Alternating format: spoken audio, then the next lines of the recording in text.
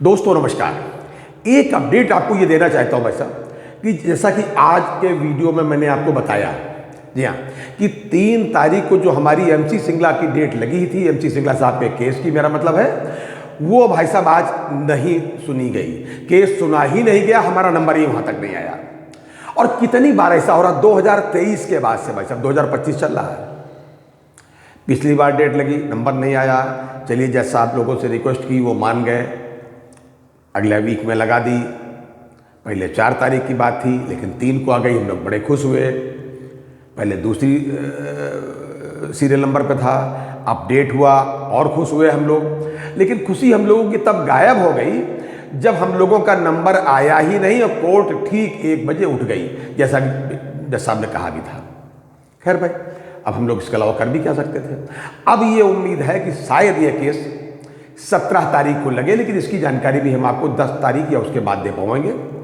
हम आपको केवल ये बताना चाहते हैं कि सच्चाई ये है, ये तो कोर्ट का मामला है। मान लीजिए कोर्ट के पास वर्डन बहुत है, उनके पास केसेस बहुत हैं, अर्जेंसी वो डिसाइड करते हैं कि ये हम लोग जैसे सीनियर सिटीजन है, सुपर सीनियर सिटीजन है, इनके पास समय भले कम है, तो कौन सा केस पहले सुनना ज़्यादा ज़रूरी है, मर्डर वाले केस, पॉलिटिशियन वाले केस, या वो हमसे और पहले के हैं। ये मुझे नहीं पता हमसे पहले के हैं या क्या है, लेकिन मैं ये जानता हूँ कि सीनियर सिटीजन के मामले को पहले सुना जाना चाहिए, क्योंकि उनके पास इस धरती पर रहने के लिए ही बहुत कम समय बचा बचा।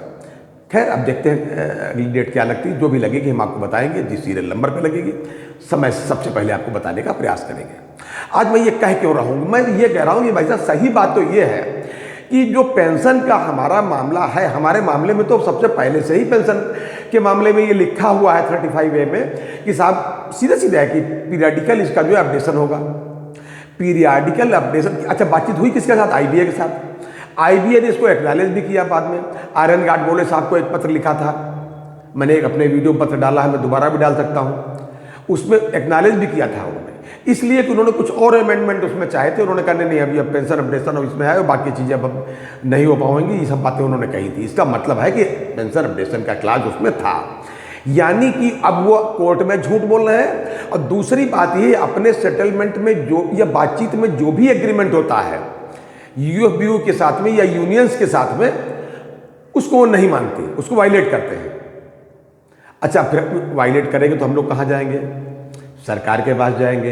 हम लोग जाते हैं, कहते हैं, DFS के पास जाते रहते हैं, DFS के सेक्रेटरी साहब से मिलते रहते हैं, उसके बाद में वित्त मंत्री महोदय या महोदया जो भी हैं, समय समय पर हम लोग मिलते रहते हैं। और आज नतीजा ये है कि सुप्रीम कोर्ट में जो केस था वो भी सुनवाई में उसका भी नंबर नहीं आया। अब मैं एक चीज़ और बताना चाहता हूँ आपको भाई साहब, मैंने पिछले वीडियो में आपको और बताया था कि 29 तारीख को, 29 मार्च को फ्रीडम पार्क में बंगलौर में एक बड़ी मीटिंग हुई थी, बड़ा विशाल धरना हुआ था भाई साहब। उसमें कई हजार लोग आए हुए थे भाई साहब, सारे पेंशनर, सारे रिटायरीज, तमाम महिलाएं भी थी उसमें। AIBRF द्वारा किया गया था, लेकिन उसका मेन जो रोल था वो स्टेट सेक्रेटरी था विश्वनाथ साहब का। खैर, उस मीटिंग को जब SC जैन साहब जो AIBRF के जो जनरल सेक्रेटरी हैं, उन्होंने जब एड्रेस किया तो उन्होंने एक बात कही थी, मैं आज उनको याद दिलाना चाहता हूं और मैं चाहता हूं कि आप भी कमेंट के माध्यम से उनको याद दिलाएं। उन्होंने कहा था अगर ये जल्दी नहीं हुआ तो हम सब लोग जंतर मंतर पर दिल्ली में हंगर स्ट्राइक पर जाएंगे, यानी कि भूख हड़ताल पर। यह अलग बात है, उन्होंने कोई डेडलाइन नहीं दी थी, लेकिन ये जरूर कहा था कि हम उसको जल्दी ही जाएंगे। अब जल्दी माने कब जल्दी आएगी? क्या उसमें भी बहुत दशक हो जाएंगे? बहुत दिनों बाद किसी लीडर ने इस तरीके की बात कही जिसका हमें बहुत बेसब्री से इंतजार था। मैं स्वयं भी तैयार हूं हंगर स्ट्राइक पर बैठने के लिए। SC जैन साहब की लीडरशिप हो या किसी की भी लीडरशिप हो, बैंक पेंशन अपडेशन के लिए, पेंशनर्स के भलाई के लिए, मैं अपनी बात कर रहा हूं और मैं चाहता हूं आप सब लोग इस बात को हाँ करें अपने कमेंट के माध्यम से कि हम लोग भी तैयार हैं। अब SC जैन साहब की पाले में बाल है कि उन्होंने जैसे कहा था कि हंगर स्ट्राइक पे जाएंगे तो जल्दी ही उसकी वो घोषणा करें। मेरा उनसे निवेदन है, वो ये जो उनका पहले का था मामला कि हम CBPRO में नहीं जाएंगे या इनके साथ नहीं जाएंगे, अन्य यूनियंस के साथ नहीं जाएंगे, हमको कन्वीनर नहीं बनाया जा रहा है, हमको को कन्वीनर बनाया जा रहा है। चलिए वो बात किनारे आप कर दीजिए, लेकिन आप अपनी बात पर आप कायम हो जाएं। आपने कहा था कि हंगर स्ट्राइक पर हम लोग जा सकते हैं, हम लोग जाएंगे, तो अब जाने का समय आ गया है। क्योंकि भाई देखिए 2023 से सुप्रीम कोर्ट में हमारी बात नहीं, हम अपनी बात कह पा रहे हैं क्योंकि हमारा नंबर नहीं आ रहा है। डेट कितनी बार लगी, मैं एक चीज़ और बता दूं भाई साहब, जब भी डेट लगती है तो हमारे अपने एडवोकेट जो पुराने पेंशनर भाई हैं, हमारे बैंक के जो पुराने पेंशनर साथी रहे हैं, एडवोकेट सेवाराम जी, आप उनकी बात किनारे कर दीजिए, वो तो हमारे अपने भाई हैं। लेकिन जिन सीनियर एडवोकेट्स को रखना पड़ता है, हम लोग रखते हैं, उसमें फीस भी देनी पड़ती है। आपकी सुनवाई हो ना हो, एक उसका अनुपात होता है। सुनवाई होगी तो इतना, नहीं होगी तो इतना, डेट लग गई तो इतना, फीस तो देनी ही देनी पड़ती है।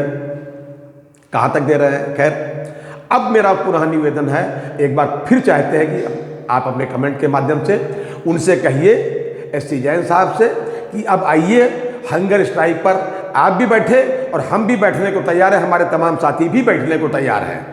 तो मैं तो यही कहूँगा कि चलिए 17 तारीख की जो डेट लगेगी तो फिर देखते हैं, और किस सीरियल पे लगेगी, क्या लगेगी, जैसे भी हमको सूचना मिलेगी मैं आपको तुरंत बताऊंगा। ये था आज तक का अपडेट। और हाँ, एक निवेदन फिर आपसे करूंगा कि जब तक हमारा अपडेशन नहीं होता, प्लीज़ अपनी सेहत को पूरा मेंटेन रखिएगा, क्योंकि धरने पर बैठने के लिए भी सेहत भाई साहब बहुत अच्छी होना जरूरी है।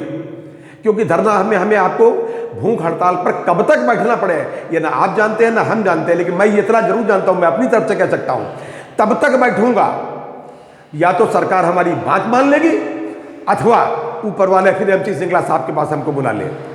ये हमारा अपना मानना है और मैं चाहता हूं आप भी अपने कमेंट के माध्यम से हमें समर्थन दें। ये आज तक का अपडेट था, अगली बार किसी अन्य अपडेट के साथ फिर हाजिर होंगे, तब तक के लिए इजाजत दीजिए। जय हिंद, जय भारत, नमस्कार।